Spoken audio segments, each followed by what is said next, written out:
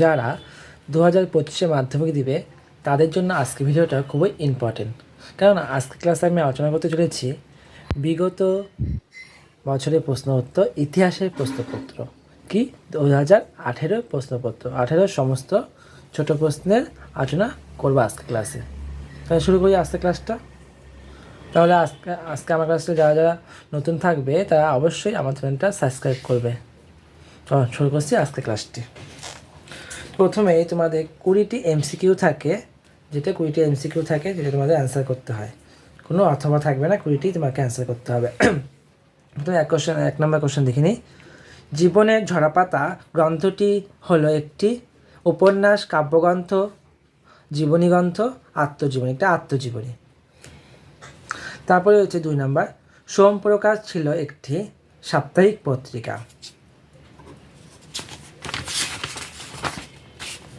তারপরে হচ্ছে নীলদর্পণ নাটকের ইংরেজি অনুবাদে প্রকাশ ছিলেন, কে প্রকাশ করেছিল? Reverend James long. তারপর 4 নম্বর কোশ্চেনে কী রয়েছে? 4 নম্বর কোশ্চেনে সতীদাহ প্রথা রদ হয় 1829 খ্রিস্টাব্দে। 5 নম্বর, সর্বধর্ম সমন্বয়ের আদর্শ প্রচার করেছিলেন কে?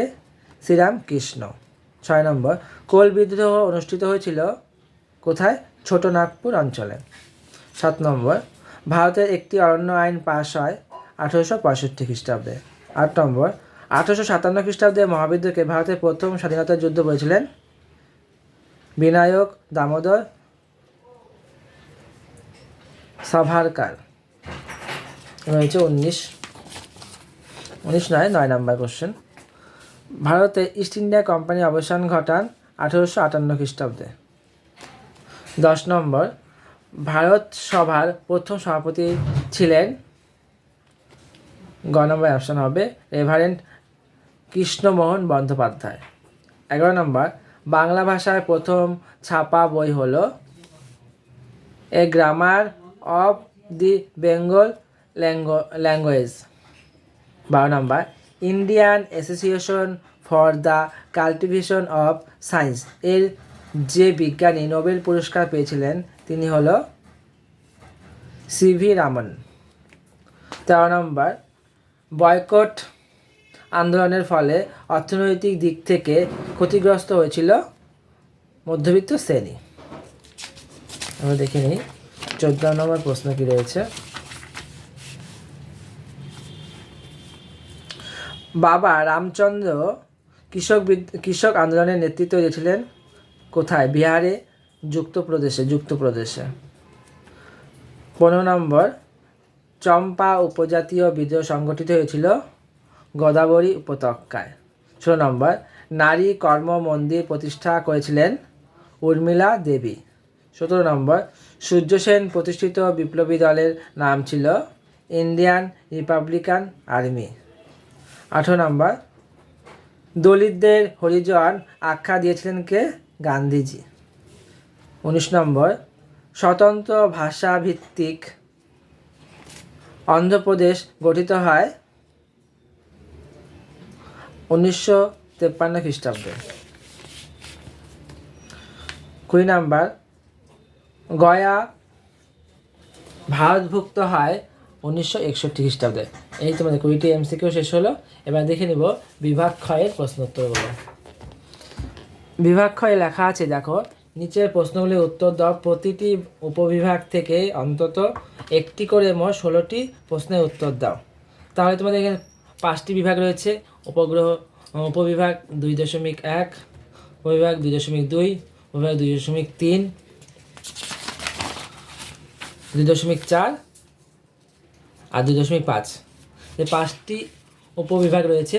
তাহলে প্রত্যেকটি থেকে অন্ততপক্ষে একটি করে অ্যান্সার দিতে হবে। তাহলে অ্যান্সার দিয়ে মোট 16টি অ্যান্সার দিতে হবে।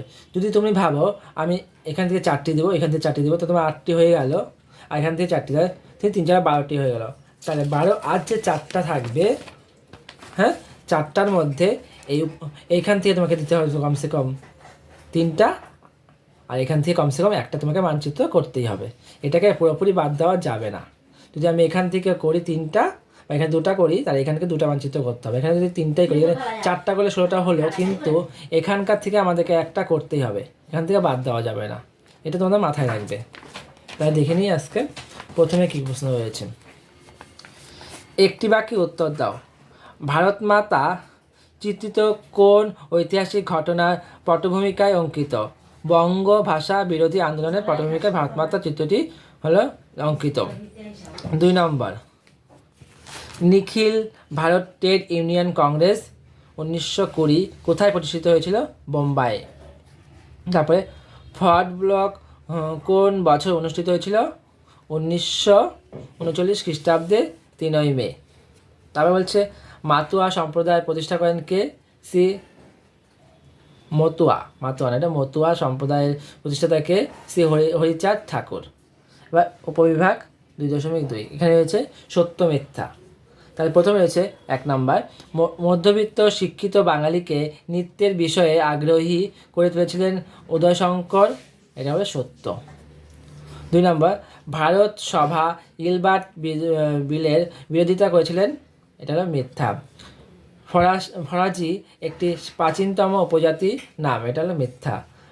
তারপর 4 নম্বর, বাংলায় লাইনো টাইপ প্রবর্তন করেন বিদ্যাসাগর, এটা হলো মিথ্যা। এবার হচ্ছে ক স্তম্ভ এবং খ স্তম্ভ মিলাও। কী রয়েছে প্রথমেই দেখো, জওহরলাল নেহরু কী হয়ে যাবে? Letters from a father to his daughter. তারপরে বীরেন্দ্রনাথ শাসমল হয়ে যাবে অসহযোগ আন্দোলন। তবে কালীপ্রসন্ন সিংহ হয়ে যাবে হুতুম প্যাঁচার নকশা লিখেছিলেন।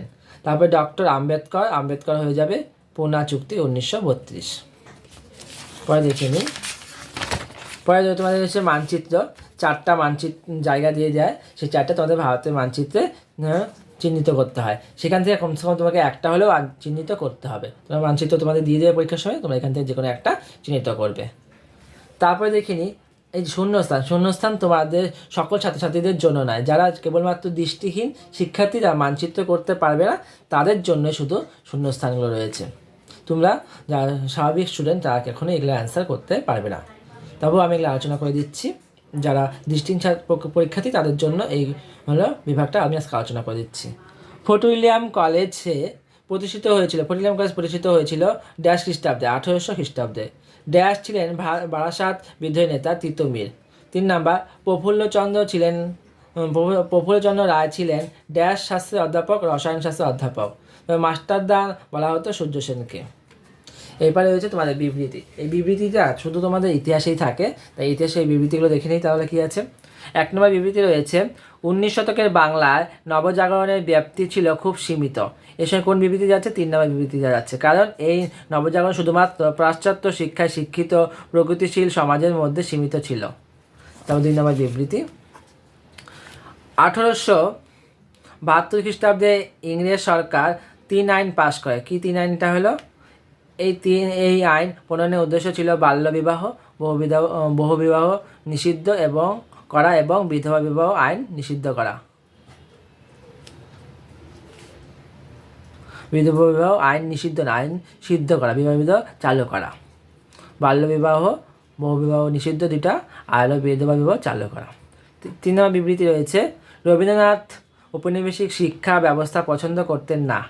এটার সঙ্গে বিবৃতি যাচ্ছে 3 নম্বরটা, কারণ এই শিক্ষা ব্যবস্থা শিক্ষার্থীদের মনের বিকাশ ঘটাতো না। 4 নম্বর বিবৃতি রয়েছে, সরলা দেবী যদুরানী লক্ষ্মীর ভাণ্ডার প্রতিষ্ঠা করেছিলেন। 3 নম্বর বিবৃতি যাচ্ছে এটার সঙ্গে স্বদেশি পণ্য বিক্রির জন্য।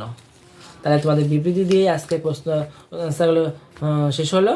তার পরবর্তী ক্লাসে আমি 2 মার্কসের অ্যান্সারগুলো নিয়ে আলোচনা করব। আজকের ভিডিওটা এই পর্যন্তই। সবাই ভালো থাকবে।